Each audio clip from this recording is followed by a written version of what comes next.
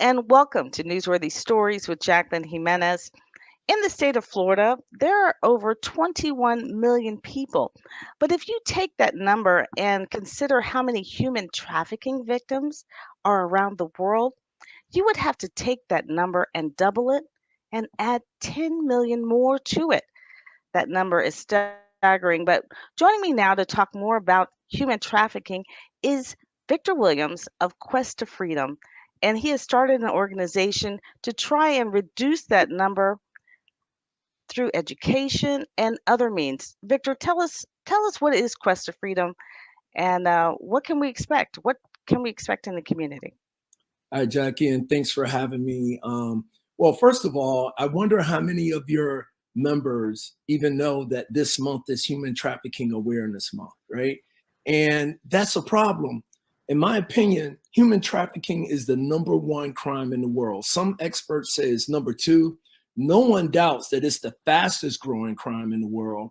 But the reason why I say it's number two, number one over drugs is because not everybody uses drugs. A lot of people have cell phones. Not everybody uses drugs, but a lot of people buy products, right? So human trafficking to me is the number one crime in the world. And you mentioned the numbers in Florida. We are the number 3 state in the country. Quest to Freedom, just a quick little bit about myself. I'm a retired federal agent with Homeland Security. In the last 8 years of my career, I worked human trafficking. And through those experiences, I realized how much culture plays in this. And it changed me as a human being from the things that I've learned and all the things that I did culturally that was cool. It's not so cool.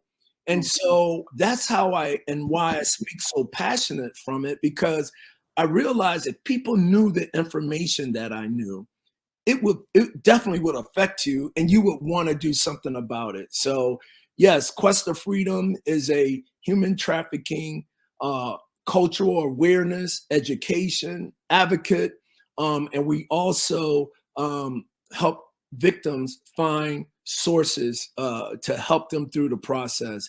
Along with being the founder and CEO of Quest of Freedom, I am the vice chair of the Miami-Dade County Human Trafficking Coalition, which is run under the Miami-Dade County flag and at the Coordinated Victim Assistance Center, CVAC. Some people may have heard of that, but it's a county program that victims of rape, victims of sexual assault, human trafficking, domestic violence can go to that facility for resources to help them through whatever issues they're having. Now, you said something, Victor, that really caught my attention because, you know, I've known Victor a very long time. Yes, And when you went from, because you started in the Coast Guard, right? I did. You've been in this law enforcement thing in some way or another for 34 years. But when you went to human trafficking and just the change that you mentioned, um, what was it, or if there is a particular thing that caught your attention that you said, wait a minute, Yeah, yeah, people are not getting this, right. message. What was it that pushed you over the edge that made you say, Yeah. not enough that messaging is not getting out? So I'm glad you asked that question. I was assigned to the FBI Joint Terrorism Task Force, and when I was on that assignment, I had the opportunity to go to the International Law Enforcement Academy in Gaborone, Botswana. At that International Academy, we were given a human trafficking presentation. It was the first I've heard about human trafficking, but I didn't know exactly what it was. And when they mentioned the word modern day slavery, I was like, what do you mean slavery in the United States? So when I got back to the States, my time was up to the FBI and I was coming back to Homeland Security investigations. And I had different choices of groups to go to do investigations. I got picked to go to the human trafficking unit. And when I got there, I sat next to one of the agents that had a case of about 8 or 9 trafficking victims from Mexico. And I'm going to explain a little bit about trafficking and what it is later. But I sat next to him, and the weird thing is, for 8 months, he had these victims of human trafficking that was refusing to acknowledge themselves as victims. And culturally, I was like, well, what's wrong with those people? Like this, I don't know if I want to do this work. We're trying to help them, and they don't want help. But They don't want to leave, right? what we realized is that victims happen to be part of the trafficking family that kept the women afraid. And the men that had got arrested in this case was going to go to trial because all the victims were saying we're not victims, right? But once we pulled that individual out and sent her back to Mexico, all of them finally came clean and go, yes, you guys are right. Now the guys are going to trial. They pled guilty, and now we're at their sentencing. And this is what did it for me. We're in the courtroom, and the first survivor at this point stands up to give her impact statement to the judge to make sure that the judge punished these men for, what they've done. And she says, they took her at the age of 14. They trafficked her for 12 years. And I don't know if your listeners or you have ever been down to Homestead to see the people that working in those dirty fields to pick the vegetables that we eat.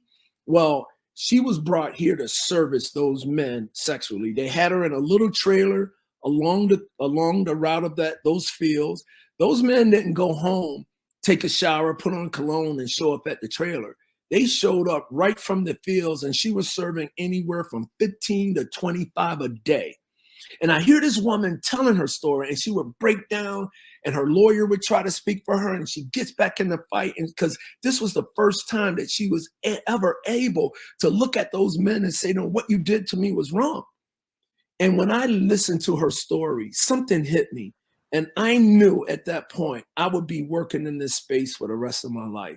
And that's how it got me.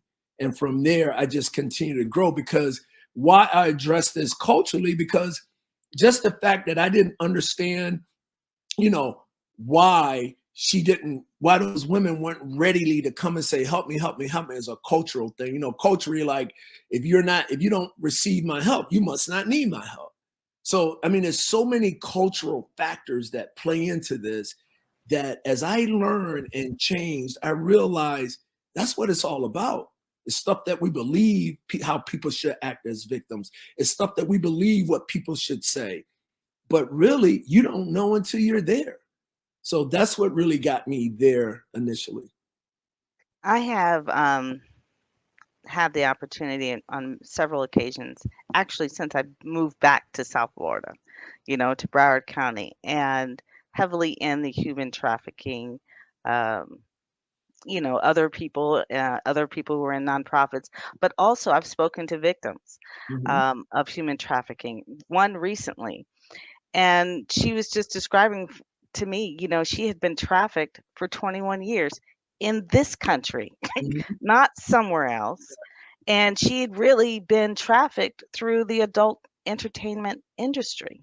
Mm-hmm. And most people think, when you think of, the adult entertainment industry, you're thinking, oh, these are people who have done this on their own. This is their choice. Right. But you don't think of the human trafficking as it being a place for human trafficking. Yeah. And can you talk more about, like, what human trafficking looks like here in the US? So, So, and people who are supporting it, even though they don't realize they're supporting human trafficking right here. well, it's great that you asked that question, because, I gotta, being a male raised in America, I did a lot of stupid things. And it was because of the lack of knowledge, right? I'll give you an example. And when I do my presentations, I normally ask people in the audience, how many of you have ever dressed up as a pimp or prostitute for Halloween, or attended a pimps and hoe party? Some people are reluctant to raise their hands. And then my next slide is me in a pimp outfit, realizing that I was part of the problem, glorifying this. Because nobody knows and care about this unless they've been a victim of it, or they have a family member that's a part of it. We glorify this. And like you said, you've known me for a long time, and you saw changes in me because I was changing, because I realized that, The strip club industry is a legal industry. So I don't live in a world of judging people what they do to survive. But I just live in that world of people being in that world that don't want to be enforced to be there, right? So I have friends debating me, oh, most of the women in there want to be there. And I'm like, well, what study have you done to prove that? Because their job is to get your money. Their job isn't to complain like, oh, I hate my job. Their job is to make you feel good that they're there and giving you your money. So I stopped going to strip clubs, right? And people were like, oh man, people this. And I'm like, no, man, I mean, that's my personal choice. Like I said, it's a legal business, right?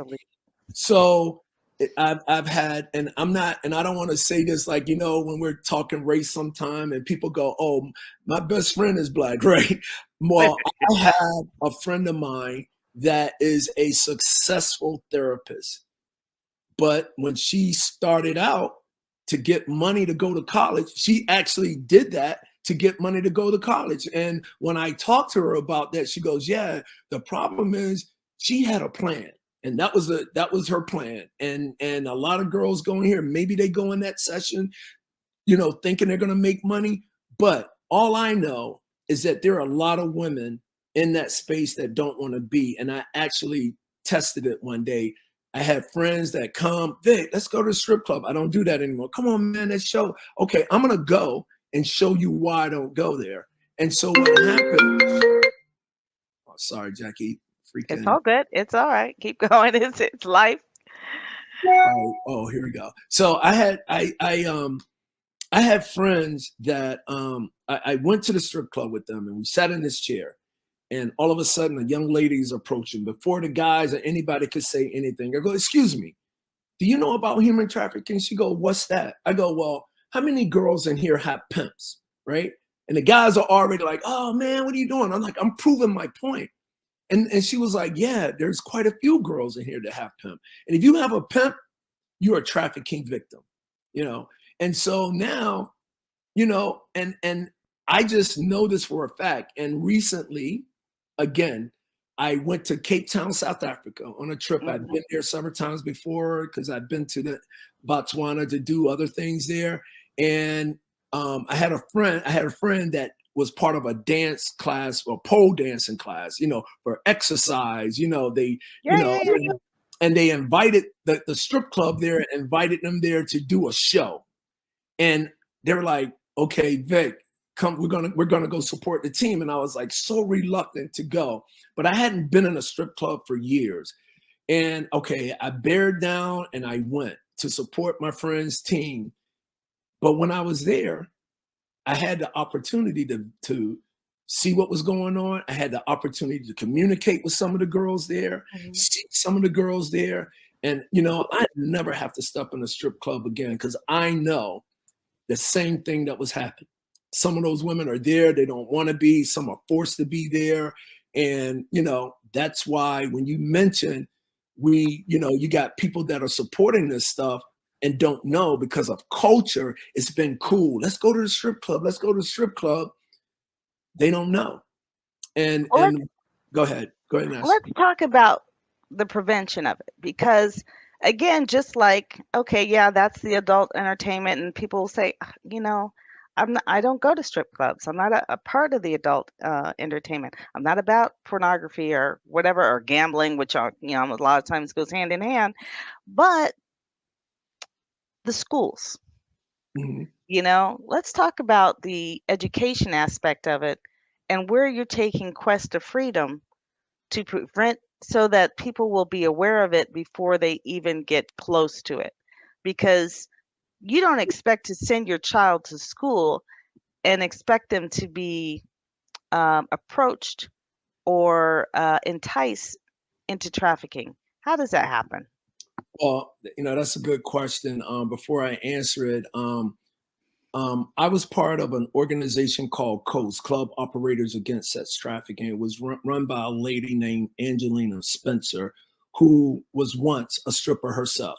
And she saw all the horrible things that were happening there. So she started this. And what that is a bunch of strip clubs that they come together. I've trained these strip clubs, and some of the most popular ones here to educate them about the dangers. And like, you got a legal business, but let's look out for these girls that if you see them, being entangled. I remember one of the clubs that, because one of the things that traffickers would do, the first thing they would do is take your ID. Why?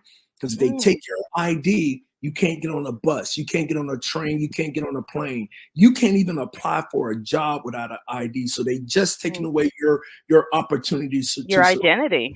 right. So if a girl came in to apply as a dancer and they asked for the ID and she goes, well, I got to get it from him, that was the first sign that they knew something was wrong. So there are opportunities to educate them. But going back to the schools, I remember working as an agent, and I have friends that are in the educational field. As I was learning, I say, hey, can I come to your class? It's Human Trafficking Awareness Week. Oh, let me ask my principal. And the principal would be like, well, we don't want that kind of, information. We don't want to expose our kids to that information. So again, culture. You don't want to tell them about the danger. So what? We wait until it happens and then tell them? So I've 6 of my last 8 years working human trafficking as an agent here in Miami. 6 of those years, I was the coordinator for the South Florida Human Trafficking Task Force. My job was to go into communities, connect with as many people as I can. And through that, we've educated, South Florida, and people have fought different fights. Like, we have a signage law that we don't even enforce. What is that? Every adult industry supposed to have a signage law in English, Spanish, and Creole that says, if you are being forced to do things you don't want, or you can't, move about on your own way, or if you know anybody like that, call the national hotline. And that number is 888-373-7888, right?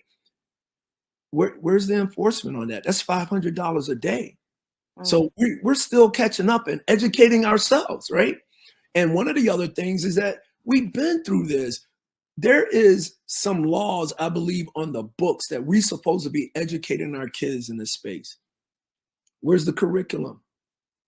If we can talk to I will say this though, because when I first spoke to, and her name is I know Jamal you know Johnson. Jamaro, Yeah, Jamaro Johnson. he's a She rock. was the first one who brought that to my attention, and maybe before this month is out, as you say, I'll get her on to talk about the what she used to call I can't think of the word of it, but it was like date pimping, but it was Romeo pimping. Yeah, I think that's what it yeah, called. exactly. So, but she ran into the same problem, with getting the schools to address it, to recognize it was even happening. Right. And I will have to say, just before COVID, as a matter of fact, they were starting to acknowledge it in the schools because we were getting verifications from the schools saying, human trafficking awareness. And I know over the last 3, especially with the pandemic, we'll talk about that because the rise in human trafficking, this was the pandemic was like, pouring gasoline on the fire. Can you talk about why that was the case and just being I'm sure with in part had to do with isolation, but Well, and I want to just speak one before I go there. Jamar Johnson is a rock star. I think she's getting yeah, she married, is. so her name is changing. Is she? One Okay. of the things that I learned working with I her, know she wrote a book. yeah, one of the things I was working with her, and working together with her, and being, going to her meetings and being part. Fort Lauderdale was the only city in America that I knew at the time that knew exactly how many kids were trafficked, what ethnic group they came from, what part of the city they come from. And one of the things that they were able to do is that if they had 100 kids, 50 kids, whatever the amount of kids that they found trafficked in Fort Lauderdale, they were able to determine that the 80 to 90% of those kids were community kids. What are community kids? Community kids are kids that are not part of the juvenile justice system, right? These are kids, good kids. Matter of fact, there was a judge whose 16-year-old daughter was groomed online and trafficked. And they use that, that the father was a judge. They got the girl in a compromised situation. That's Right. what they do to these community kids. They're good kids. Get them to a party, get them drunk. In good neighborhoods. Yeah. And They're in high-end, rich neighborhoods, and that is something that the schools, when you read talking about the schools, they didn't want that message going out. right. But because they could be blackmailed and threatened, and they would threaten their families, that's why it was successful in those particular neighborhoods. And but going back to your question, this is why one of my biggest and strongest messages that I have for parents, it's the only one. You need to have a relationship with your child that they can tell you the worst thing going on in their lives. Yeah, I want you to cut the grass. Yeah, I want you to make the bed. Yeah, I want you to do your homework. But none of that should be so much a problem that it draws a wedge that my child don't trust me and can't communicate to me anything that they're going through. So what made the pandemic really bad is a lot of kids online. Mom and dad get you the phone, get you the computer, and don't know what you're doing, and they pay Yeah. for that. If I had a child right now, and I have a 30-year-old, so she's grown. But if I had a child and I pay for the phone, I know every time that phone was on, where you are, who you talking to, because they're kids. They're vulnerable because they're kids, right? So we have to educate parents, man. You got to change the culture. A lot of this starts with generational trauma that the Yeah. parents hadn't recognized and broke themselves. Most of us raise our kids the way we were raised. So we had all this, do what I say, not, what I do. One thing I continue to learn about this space, and I heard something the other day that was so important. Kids may not listen to what you say, but they're watching everything you do, right? So it's so important that parents understand this and communicate with their children. I want the, so that they can trust them on what's going on in their lives and not be so judgmental. And if they're telling the truth, we got to be able to suck some of this stuff up to keep it going. But because look, do I want to be able to tell my kid about sex, or do I want the streets to teach my kid about sex? And speaking about that, my same friend that is a successful family therapist, her professor did a study with Sweden and America on when to talk to our kids about sex. You want to know why America has a tough time talking to their children about sex? It's because when we think about sex, we're only thinking about intercourse. So it's very difficult for me to what I'm going to tell a 5-year-old about intercourse. But sex is more than that. Sex is emotion. Sex is, like respect.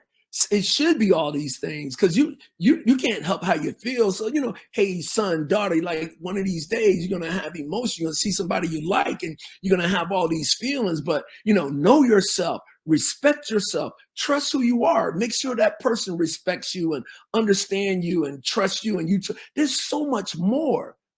But if we're only thinking about sex that is intercourse, it's very hard to It's have that. very hard. You know, I have to, Vic, it's so great. I'm glad you were able to share that, because I just want to say, because I want you to know that Victor is, he is a speaker. He is a master trainer. He's somebody you can invite to speak, bring to your school. Yes, he's raw. He's going to tell you like it is, but you need to understand what he's saying and what he's doing. There is, training and awareness through Quest to Freedom. Victor, how can people reach out to you? How can they, get a hold of you? I know we've got the website here, but tell us more, and how people can and who you want to reach. Who are you trying to reach in the community? trying to reach the world. You I hear. know, like I said, I'm passionate about this because I've experienced a lot of things. And when I learn, it changes you. When you get information, it changes you. And as I tell people, just don't have this human trafficking. I do this human trafficking training, and everybody's like, wow, that's great. But then you go home and you're moving on with your life. I'm trying to impact people to do something.